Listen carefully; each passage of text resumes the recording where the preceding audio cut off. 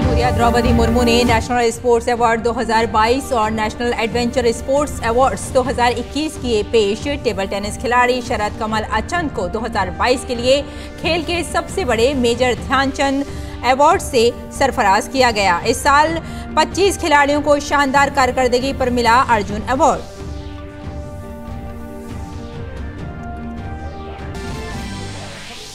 गुजरात में असेंबली इंतखाबात के पहले मरहले में कल सौराष्ट्र, कच्छ और जनूबी गुजरात के 89 सीटों पर होगी वोटिंग। 788 उम्मीदवारों की सियासी किस्मत का होगा फैसला। इलेक्शन कमीशन ने आजादाना और मुंसिफाना इंतखाबात के लिए किए हैं तमाम जरूरी काम।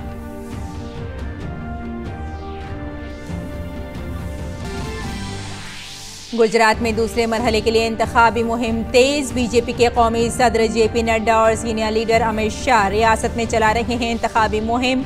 कांग्रेस और आम आदमी पार्टी के रहनुमा भी इंतखाबी मुहिम में लगा रहे हैं पूरी ताकत।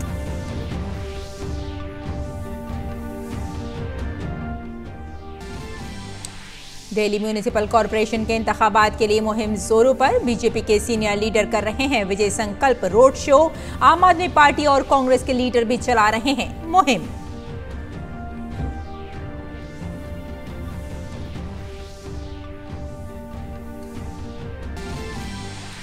अमेरिका ने इंतहाई जरूरी पावर ग्रिड आलात की खरीदारी के लिए यूक्रेन को $53 मिलियन की इमदाद देने का किया ऐलान। ये इमदाद रूसी हमलों से मुतासरा मुकामी म्यूनिसिपैलिटियों को बिजली बहाली के लिए दिए गए $55 मिलियन की इमदाद से अलग है।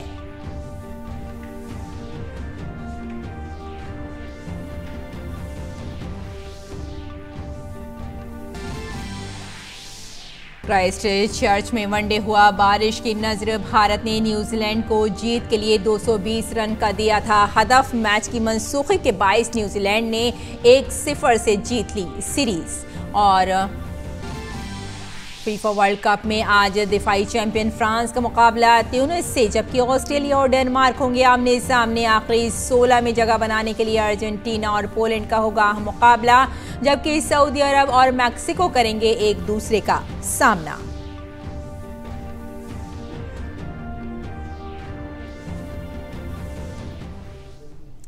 आदाब नाजरीन, खबरनामे में आपका इस्तकबाल है। मैं हूं आपके साथ रेशमा फारूकी।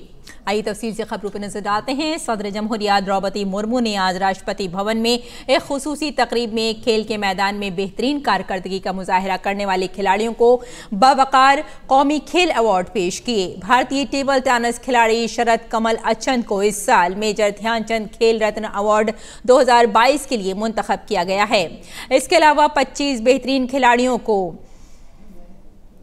अर्जुन अवार्ड से नवाजा गया। इन खिलाड़ियों में नौजवान बैडमिंटन स्टार लक्ष्य सेन, HS प्रणॉय, खातून बॉक्सर निखत जरीन, शतरंज खिलाड़ी आर प्रज्ञानंद, दीप ग्रेस एक्का और पहलवान अंशु मलिक शामिल हैं।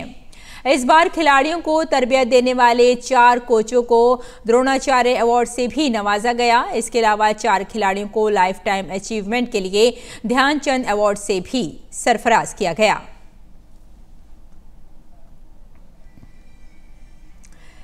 सदर जमहूरिया द्रौपदी मुर्मू ने आज चंडीगढ़ में आशा कारकुनों, खवातीन खिलाड़ियों और तलबा से बातचीत की।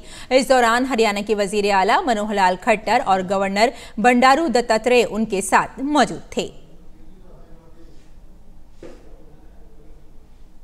इस दौरान सदर जमहूरिया ने कहा कि आज खवातीन हर मैदान में आगे हैं। खवातीन को कमजोर नहीं समझना चाहिए।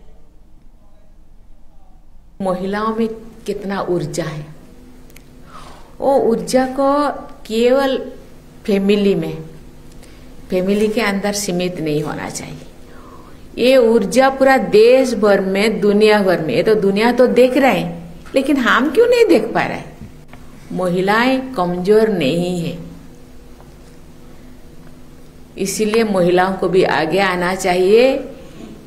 महिला और पुरुष दोनों साथ चलने से ही देश आगे बढ़ेगा। और गुजरात असेंबली इंतखाबात के पहले मरहले में सौराष्ट्र, कच्छ और जनूबी गुजरात के 9 सीटों के लिए कल वोटिंग होगी। 2,39,00,000 से जायद वोटर 788 उम्मीदवारों की किस्मत का फैसला करेंगे। इलेक्शन कमीशन ने आजादाना और मुंसिफाना पोलिंग के लिए तमाम जरूरी इंतजाम किए हैं। और वजीर दिफा और बीजेपी के सीनियर लीडर राजनाथ सिंह ने अहमदाबाद में एक प्रेस कॉन्फ्रेंस के दौरान पीएम मोदी की क़यादत में की गई इस्लाहात की तारीफ की। उन्होंने कहा कि हुकूमत ने इस्लाहात पर अमल करते हुए सियासी नफा नुकसान की ज्यादा फिक्र नहीं की। जहां भी स्ट्रक्चरल अथवा प्रोसीजरल रिफॉर्म्स करने की जरूरत हुई है, कहीं भी हमारे प्रधानमंत्री ने उसमें संकोच नहीं किया है। इस दृष्टि से उन्होंने नहीं देखा इससे हमारा कितना राजनीतिक लाभ होगा अथवा इससे हमारी कितनी राजनीतिक हानि होगी। चाहे कोई भी फैसला रहा हो, चाहे वो डीमोनेटाइजेशन का फैसला रहा हो, चाहे डिसइन्वेस्टमेंट का फैसला रहा हो, चाहे आर्टिकल 370 का फैसला रहा हो, 35A के बारे में फैसला रहा हो, 3 तलाक कानून भारत की संसद में पारित कराने का फैसला रहा हो, कभी इस बात की चिंता नहीं की कि हमारा इससे कितना राजनीतिक लाभ होगा, इससे हमारी कितनी राजनीतिक हानि। बदनवानी के मामले पर अपोजिशन पार्टी को हदफ तनकीद बनाते हुए मरकजी वजीर ने कहा कि आज के वक्त में सारा पैसा मुस्तफिदीन तक पहुंच रहा है। उन्होंने इसके लिए निजाम में की गई तब्दीलियों का भी जिक्र किया। लेकिन राजीव गांधी जी ने एक बार चिंता व्यक्त की थी, क्या करें मेरी समझ में नहीं आता, 100 पैसा मैं ऊपर से भेजता हूं लेकिन बड़ा मुश्किल 14 पैसा नीचे पहुंच पाता है लोगों के पास। लेकिन मोदी जी के प्रधानमंत्री बनने के साथ ही उन्होंने सिस्टम में ऐसा बदलाव लाया कि आज मैं विश्वास के साथ कह सकता हूं कि 100 पैसा यदि ऊपर से चलता है तो 100 का 100 पैसा लोगों की जेबों में पहुंचता है। करप्शन को रूट आउट करना, करप्शन को मिनिमाइज करना, यह केवल भाषण देकर नहीं किया जा सकता है। करप्शन को मिनिमाइज करना है, करप्शन को रूट आउट करना है तो उसके लिए सिस्टम में बदलाव लाना होगा और इस काम को यदि किसी ने किया है तो हमारे प्रधानमंत्री ने किया है। गुजरात में गुज़िश्ता असेंबली इंतखाबात में तकरीबन 30 से 40 सीटों पर जीत का फ़र्क बहुत कम था और इस बार असेंबली इंतखाबात में पहली बार वोट डालने वाले तकरीबन 11 लाख वोटर्स हैं। ऐसे में ये नौजवान वोटर इंतखाबी नताइज के लिहाज से बहुत ख़ास हैं। हमारे साथी नीरज सिंह ने ऐसे वोटर्स से बात की और मालूम किया कि इस इलेक्शन में उनका क्या रुख है और उनके इश्यूज क्या हैं।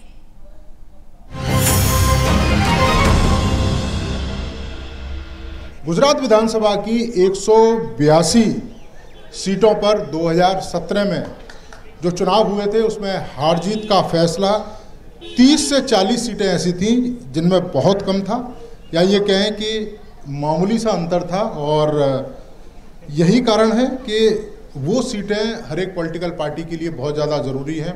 और इस बार महत्वपूर्ण ये है कि इस बार चुनावों में 11 लाख ऐसे वोटर जुड़े हैं जो पहली बार वोट करेंगे और आप समझ सकते हैं कि अगर 30-40 सीटों पर हार जीत का अंतर बड़ा मामूली था तो ये 11 लाख वोटर किसी भी पॉलिटिकल पार्टी को गद्दी तक पहुंचा सकते हैं और किसी भी पॉलिटिकल पार्टी को गद्दी पर नीचे उतार सकते हैं। ऐसे ही यूथ वोटरों के पास हम पहुंचे हैं जो पहली बार वोट करने जाएंगे। इनके भी कई तरह के इश्यूज़ रहते हैं, कई तरह के मुद्दे रहते हैं।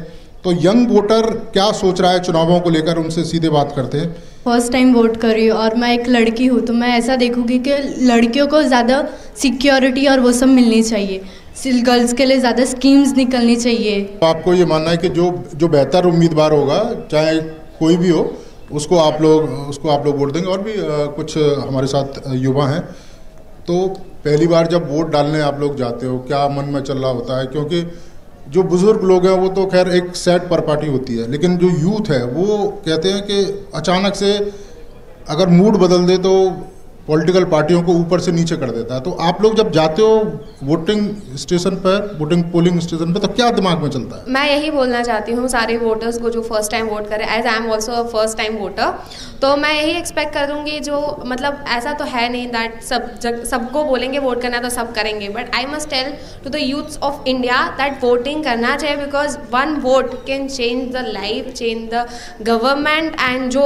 एक्सपेक्टेशंस होती है बीइंग अ गर्ल दैट जो भी गवर्नमेंट आए उनको हम ऐसा एक्सपेक्ट कर सकते हैं दैट जो गर्ल्स की सेफ्टी है उसमें थोड़ा चेंजेस हो, जो गवर्नमेंट स्कीम्स है उसमें थोड़ा चेंजेस हो, एजुकेशन को ज़्यादा इंपॉर्टेंस दिया जाए एज़ कम्पेयर टू डेवलपमेंट। जितनी तेजी से गुजरात में हो रहा है। क्या चलता है, मतलब यूथ के दिमाग में क्या चलता है जब वोट डालने जाता है? जनरली ऐसा होता है कि सोशल मीडिया प्लेटफॉर्म की वजह से और कहीं जगह एडवर्टाइजमेंट को देख के यूथ है जो वो डाइवर्ट हो जाते हैं, उनको वोट देने का पता नहीं होता और लोगों के फ्लो के साथ वो चल जाते हैं और वोट दे देते हैं। इसीलिए मैं यूथ से ये अपील करना चाहूँगा कि आप अपने इंटेलेक्ट को यूज़ कीजिए और समझिए कि आपको किसको वोट देना चाहिए और अपने दिमाग से सोचना चाहिए कि आपके लिए क्या फ़ायदा कारक होगा, कौन सी पार्टी आपके हित में काम कर रही है और कौन सी पार्टी के क्या स्कीम है। मैनिफेस्टो को समझिए और यूथ एज ए यूथ आपकी ड्यूटी बनती है कि आप अपना वोट कास्ट कीजिए। बिल्कुल, वोट महत्वपूर्ण भी है और लोकतंत्र में ज़रूरी है कि हर व्यक्ति वोट करे।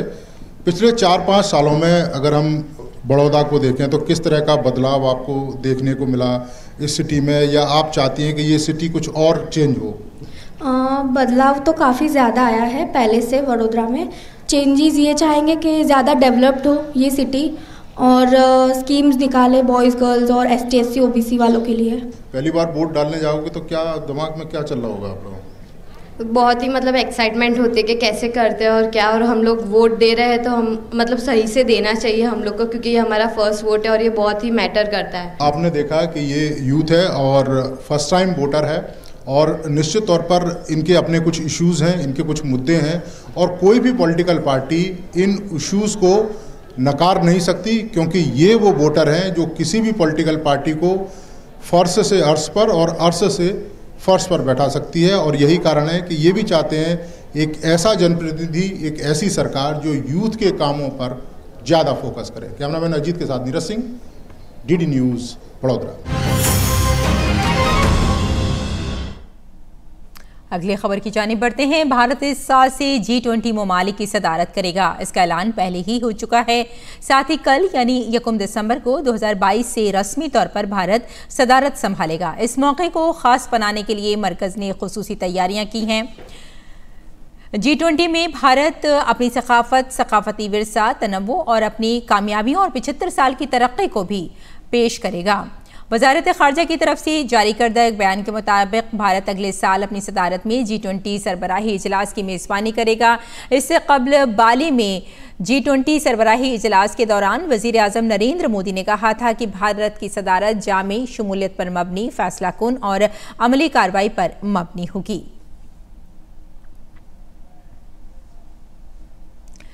ऑस्ट्रेलिया भारत इक़्तिसादी ताउन और तिजारती मुआहदा 29 दिसंबर से नाफिजुल अमल होगा। इसका ऐलान आज भारत में ऑस्ट्रेलिया के हाई कमिश्नर बैरी ओफेरल ने किया। ये ऐलान ऑस्ट्रेलिया के वज़ीर आज़म एंथनी अल्बनीज़ के बयान के एक हफ्ते के बाद सामने आया है।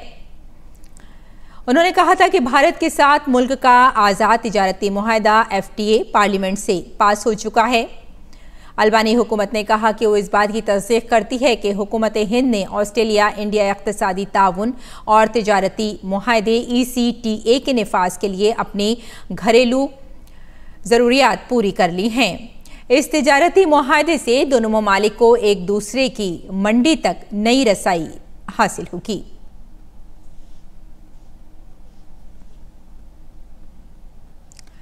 नेशनल डिफेंस एकेडमी के 143वें कोर्स की पासिंग आउट परेड आज सुबह पुणे के खड़क वासला में मुनक़्क़िद हुई। इस दौरान chief of naval staff admiral RK Hari Kumar ने परेड का मुआयना किया। NDA की पासिंग आउट परेड एकेडमी में 3 साल पर मुश्तमिल तवील और सख्त तरीन तरबियत की अलामत है। हर साल भारत की आला फौजी एकेडमियों से कैडेट्स के 2 कोर्स पास आउट होते हैं। Border security force Jammu Kashmir के सरहदी इलाकों में अमन व अमान बरकरार रखने के लिए मुसलसल कोशिशें कर रही है। BSF के IGDK बोरा ने कहा कि पड़ोसी इलाकों की जानिब से मुतादिद कोशिशों के बावजूद सरहदों को वाक़यात से पाक रखा गया है। सरहद पर दरअंदाजी की 7 कोशिशें नाकाम बना दी गई हैं।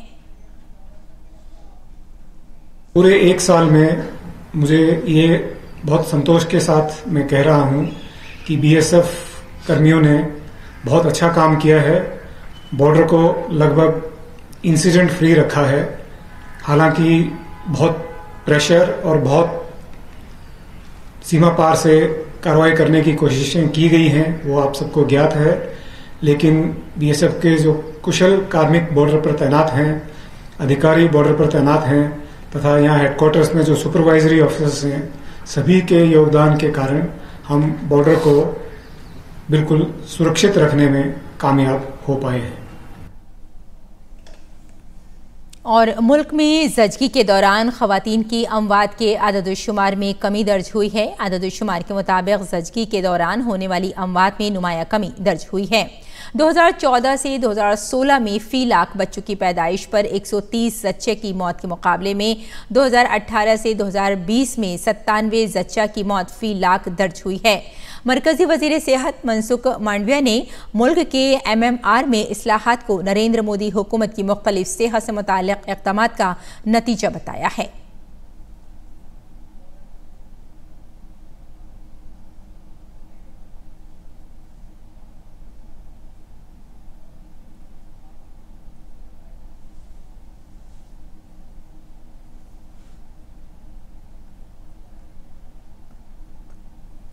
और वज़ीर-ए-आज़म नरेंद्र मोदी ने लोगों को आकाशवाणी से इस महीने नश्र होने वाले मन की बात प्रोग्राम में शामिल उन्वानात और मुख्तलिफ कम्युनिटी की कोशिशों पर मुनक़िद मन की बात क्विज़ में हिस्सा लेने के लिए मदऊ किया है। वज़ीर-ए-आज़म नरेंद्र मोदी ने एक ट्वीट में कहा कि मनु ऐप पर इस क्विज़ में हिस्सा लिया जा सकता है। नमो ऐप लॉक करके 10 सवालात का जवाब देना होगा। ये क्विज़ दिसंबर तक चलेगी। 10 खुश नसीबों को ऑटोग्राफ वाली किताबें भी दी जाएंगी। वज़ीर-ए-आज़म नरेंद्र मोदी ने फ़लस्तीनी अवाम के साथ यकजहती के आलमी दिन पर भारत की फ़लस्तीनी कौज़ की गैर मुतज़्ज़ल हिमायत का इयादा किया है।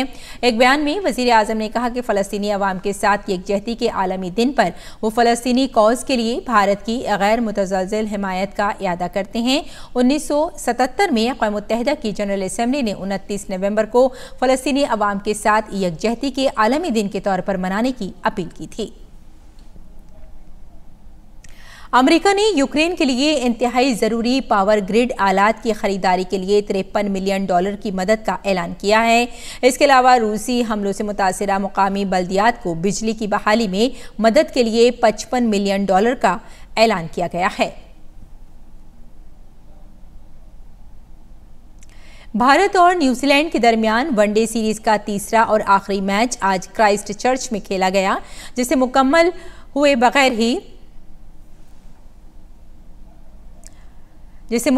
बगैर बारिश के सबब रोक दिया गया। इस तरह न्यूजीलैंड ने यह सीरीज 1-0 से अपने नाम कर ली। न्यूजीलैंड ने टॉस जीतकर पहले गेंदबाजी का फैसला किया था। भारत ने 47.3 ओवर में 219 रन बनाए। 220 रन का निशाना हासिल करने की कोशिश में भारत ने एक विकेट पर 104 रन बना लिए थे कि बारिश के सबब खेल रोकना पड़ा। अहम बात यह है कि पहले वनडे में शिकस्त का सामना करने वाली भारतीय टीम शिखर धवन की कप्तानी में सीरीज को बराबरी पर खत्म करना चाह रही थी। दूसरी जानिब केन विलियमसन की क़यादत में कीवी टीम के पास ये सीरीज जीतने का मौका था। इस मैच का रास्त नशरिया DD स्पोर्ट्स पर किया गया।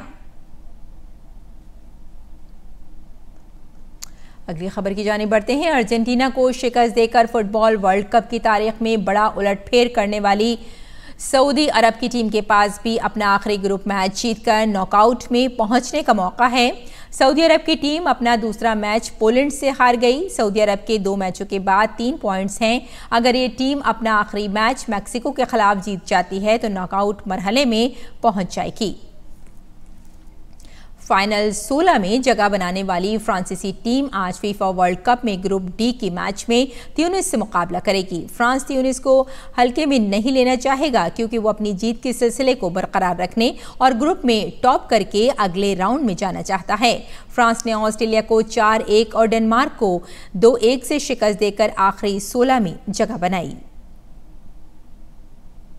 एक और मैच में ऑस्ट्रेलिया की टीम डेनमार्क के खिलाफ मैच जीतकर आखिरी 16 में अपनी जगह पक्की करना चाहेगी। ऑस्ट्रेलिया को फ्रांस के खिलाफ शिकस्त हुई थी लेकिन टीम ट्यूनिस के खिलाफ जीत गई। डेनमार्क को भी फ्रांस ने शिकस्त दी थी लेकिन बाद में इस टीम ने ट्यूनिस के खिलाफ ड्रॉ खेला।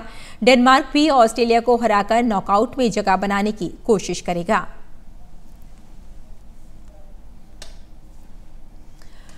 और नाज़रीन, गज़ल की मलिका कहलाने वाली मारूफ गुलकारा बेगम अख्तर की आज बरसी है। पेश है उनकी कुछ यादगार गज़लें, आप इनसे महजूज हों और हमारी पूरी टीम को यहीं इजाज़त दें। आदाब।